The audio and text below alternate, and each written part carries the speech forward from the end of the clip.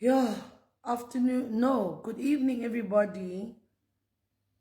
We tried going live during Diary of a Grieving Mother session today, but network was not having it. The sports complex was having electricity issues. It was just a lot. But the team will be posting clips and snippets shortly. But I don't know if I should say I'm drained, or I should say I'm overwhelmed, or I should say, yo, guys, I sat in a room with women. There's a woman who's lost 2 children in a space of 2 months. 2 children in a space of 2 months. One committed suicide. The other one couldn't take the death of the siblings. She couldn't take the pain of the siblings passing, and they also committed suicide.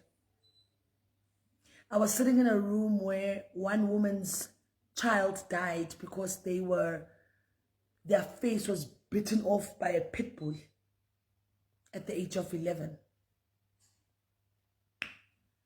I was sitting in a room where a woman was telling a story of her 15-year-old daughter who came home one day and her feet were swollen. Took her to the hospital. Next thing you know, there was something wrong with the liver. Next thing you know, the daughter is gone. I was sitting in a room with a mother whose child had a ruptured brain aneurysm, but the child survived. But she was explaining, taking us through how the child is no longer the same again. The child is... Remember when you have a brain bleed, you lose memory. The child might be, for example, if the child is 17, but a brain capacity is that of a 6-year-old. I was sitting in a room with a woman who was telling a story of how she lost her husband. Her husband was gunned down, shot 17 bullets. This woman's husband was gunned down, 17 bullets, February 14 on Valentine's Day this year. I was sitting in a room with a woman who's lost her sister, her mother, her father, her brother. She's alone and she's now in an abusive marriage. And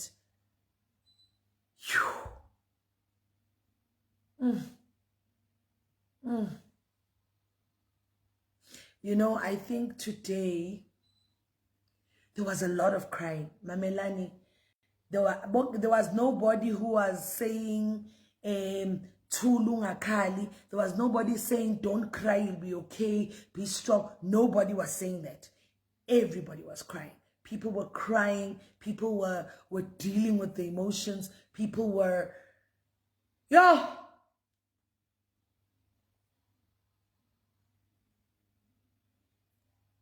I mean, I don't know what to say. I know.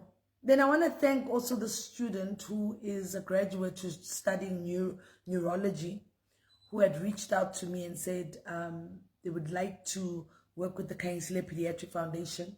Moreover, she's a graduate and she's planning to do her master's in neurology. So she wants to learn more, plus also help us learn more and do her case study or a PhD with us. She came all the way from Mafikeng and she explained briefly what caused my daughter's passing. Yo, guys, I don't know what to say. Me, I don't know what to say, except for the fact that I think sitting amongst these people made me realize that I've lost my daughter. She's never coming back. But yo! Imagine a mother who had to go and identify her son whose face has been ripped by a pit bull. She says, when she explains, she says the child's face, she says there was no eye. The whole half was gone. Yeah? Imagine a mother who says her daughter, before her daughter, 15-year-old daughter went in for surgery, she said, "Mommy, I've got this. Right." And she never came out. Imagine a wife who thought her husband was working in a different province, and when she got a call that her husband passed on, only to find out that the husband is now living with another family. He has another wife and kids in that province. And when they buried her husband, her and her children were treated like strangers. The wife that he stayed with, Emakaya, decided to bury the husband without them.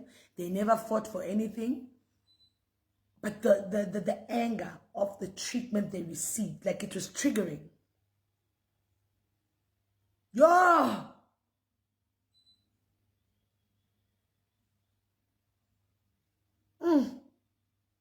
We had a woman who fucking Zilo. She's wearing her Inzilo, her black attire, because she's the one that her husband died and was gunned down 17 bullets. And the therapist says, "What does Inzilo mean to you?" Like, it was so, the session for us more than anything was, it wasn't about Usihle. The session was, Usihle lost a daughter. And as a result, we've launched the Kanisile Pediatric Foundation for Brain Aneurysm Awareness. And through this foundation, we are bringing healing. We are donating Pampers every month to the Rahima Musa Clinic. And now we've begun a support group, a grief support group, which will happen every month. Can I tell you? Hey, God. Yabona today, I think Nikale was a and my son throughout was quiet. MK, do you have anything to say? He said, "Mm-mm." And when we left, the session was supposed to start from 10 to 1. No, the session finished at 4 p.m.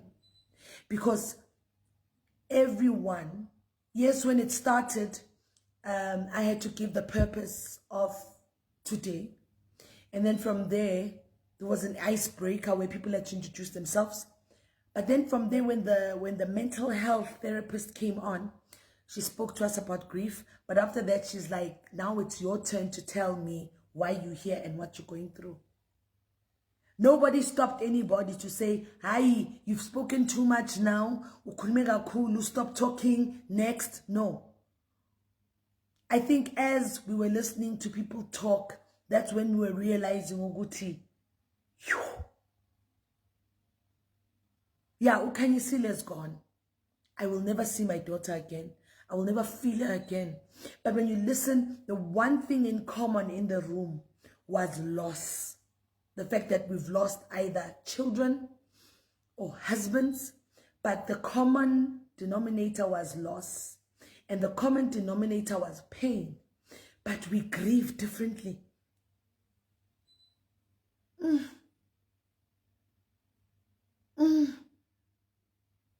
No, guys, be kind.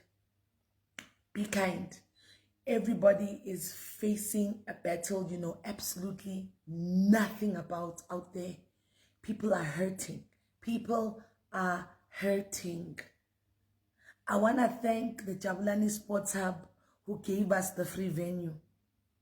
I want to thank Spa that gave us the free food, sponsored us with platters. Yeah. There was platters of food to a point where the food was so much, the platters were so much that we had to ask the securities at the sports hub to come and dish up, and the maintenance people. It was just too much. I want to thank you guys. Like, I don't know what to say. I'm just overwhelmed. I am overwhelmed. But one thing certain, when we all left there,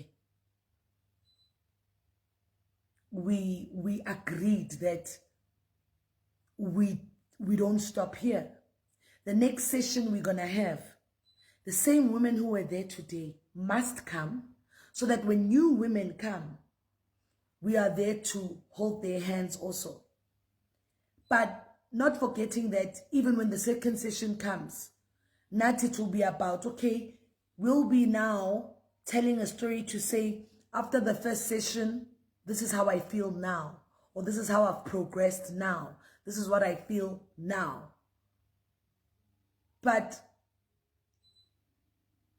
I remember one of the managers at the sports center at Jablani said to me, you know, Sisihle, this is needed in the community.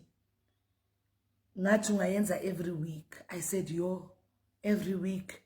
Athi ngathi ingaqhubeka all the time because abantu balimele. And he said to me, why are men excluded? Well, our MC for the day was a man. And I said to the ladies, next time we have this next month, we're going to involve, it's not only gonna be about women, it's gonna be women and men. Meaning also men, fathers who have lost other wives or who have lost children. Because, hey, grief, prophetic grief. Whoa. But I just wanted to give you a snippet of what happened today, and all of us cried. We cried, we cried, we cried. There was tissues being passed around. There was water. Others were sitting on the floor. Oh, nkulunkulu. But I am so thankful for today because for me, it has unlocked a key to say, and it's amazing. Everyone who came there, people were just dressed comfortably, ordinary. And we gave out t-shirts. Unfortunately, we didn't have enough. Remember, Kayensile Foundation doesn't have money. So we gave t-shirts that we had, but we promised other people that those who didn't get t-shirts, we're going to make means that we send you t-shirts of the Kayensile Pediatric Foundation. So we've launched a grief support group in Soweto, and the ladies said, can we now please have a group where, because one common denominator also was, some of us are silali busuku. Sometimes when 12 or 1, you're going through the most and you don't know who to talk to. But if we have a group where we can say, I can't sleep, it's hard. Remember, what joined us together is pain. What joined us together is we're in the journey of grieving. And we will cleave each other and walk through this journey together, guys. Because for me, knowing my daughter was the kindest person on earth. My daughter loved. And I believe she's happy that, Mommy, you are going through so much pain yourself, but you are helping other mothers out there. And thank you for the Pampers that were donated today. We're definitely going to go to Rahima Musa Hospital during the week to hand over, because that's our mandate, to give back to the hospital. So, I just wanted to report back, because many are saying, why weren't you live today? What happened and what not? We will share clips. We will share videos. Some of the sensitive things people are sharing, we will play music over them so that you don't hear. But that we think you can hear, you can hear.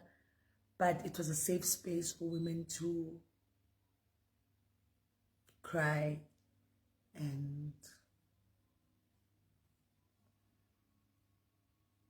sipole, and for us to be able to say kubuhlungu. I mean, for me, I was wearing this pink duke I'm wearing. It's the same pink duke I wore on my daughter's funeral, and it was gifted to me by my sister, Usistutu. And I was wearing my daughter's socks today, because for some reason I wanted to wear a piece of her with me at the event. And one of the ladies said to me, who came to my daughter's funeral, she says, you know, it's the first time I'm wearing the techies I'm wearing today. Second time I'm wearing the techies I'm wearing today. The first time I wore them was at your daughter's funeral. I was like, so yeah. Yeah. Yeah.